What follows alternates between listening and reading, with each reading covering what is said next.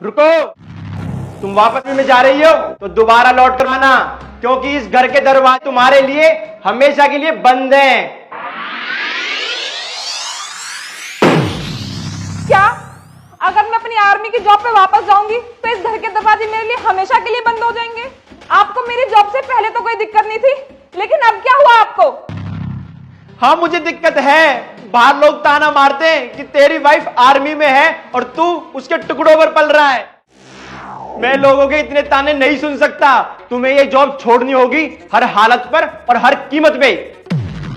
रोहित, अगर ये मेरी जॉब होती तो मैं शायद छोड़ भी देती, लेकिन ये मेरी जिम्मेदारी है और मैं अपनी जिम्मेदारी से पीछे कदम नहीं हटा सकती। ठीक है, तुम जिम्मेदारी से पीछे कदम नहीं हटा सकती तो मैं अपने कदम पीछे हटा लेता हूं, वो भी इस रिश्ते से।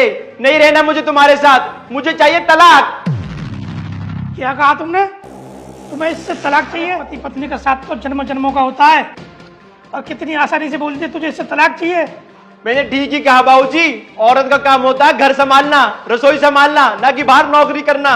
लोगों के कहने में अपने घर को बिगाड़ रहा है। वो लोग कहेंगे तू अपने माँ बाप को छोड़ दे, तू तो कल को हमें भी छोड़ देगा। बाबूजी, पत्नी और माँ बाप में फर्क होता है। पत्नी का काम होता है घर संभालना, बर्तन मांजना, झाड़ू पोछा करना, रसोई का काम करना और माँ बाप की सेवा करना, ना कि बाहर नौकरी करना। बेटा, बूढ़ा तो मैं हो गया हूँ, पर मुझे लगता है मुझसे बूढ़ी तो तेरी सोच हो गई है। अरे तेरी पत्नी होने के साथ साथ इस देश की सैनिक भी है वो, उसके कंधों पर इस देश को संभालने का भार भी है, और तू घर संभालने की बात कर रहा है। मैं कैसे धर्म संकट में फंस गई हूँ?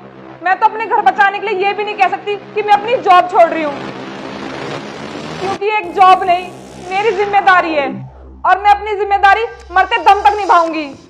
बाबूजी, मुझे लगता है इस परिवार के साथ मेरा यहीं तक का सफर था। मैं अपनी आर्मी की जॉब नहीं छोड़ सकती, अब मुझे जाना होगा। हो सके तो प्लीज मुझे माफ कर देना। बेटा, रोक ले उसे, तेरा घर बिगड़ रहा है।